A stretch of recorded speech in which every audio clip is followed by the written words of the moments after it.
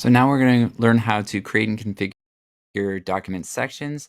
And one of the ways to do that is to create kind of a section that's a little bit different than the other ones in this document by formatting the paragraphs into 3 columns.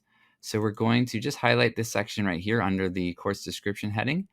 And then to create 3 columns, we're going to click the Layout tab and then click the Columns option. You can choose 2 or 3, and then there's more options here, but we just have to click the 3 column option, and that's what that would look like.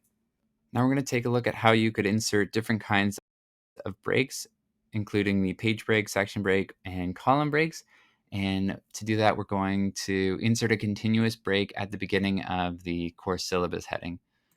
So we're going to click just ahead of this course syllabus heading, and then click on the Layout tab, and then from here we can choose what kind of breaks we want.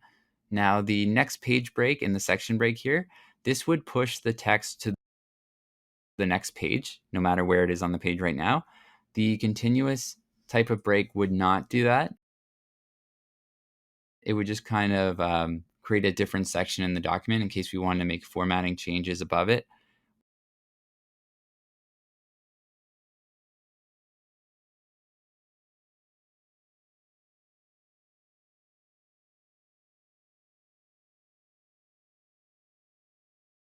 Or below this section, and we didn't want it to affect the other section of our document. So this is why you would insert a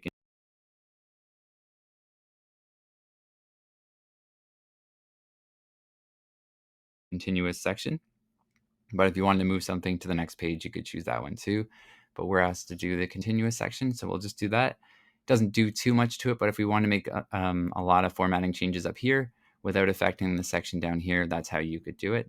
And that's why you would choose the continuous section break.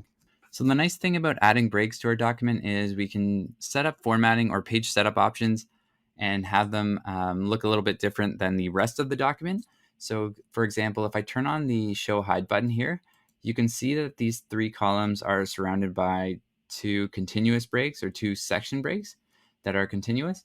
And then I can change the formatting like we did in the last unit. So I could change sort of the layout here by going to the margins, and let's make this very narrow. So custom margins, I'm going to turn this down to 0.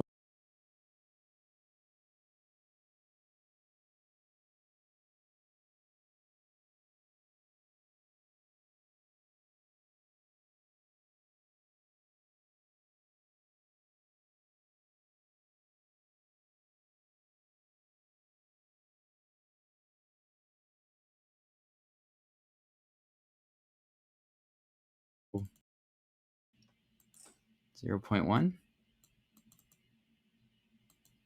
and 0.1 from the page as well. So this is going to kind of extend the font in this section, and I'm going to make sure it only applies to this section that we've created. So this section is an option now, and now when I press OK, only this section will sort of get that new formatting. The rest of the document was sort of left alone, but this section has different page margins than the rest of the document. So that's how you could change your page setup options when you create continuous sections.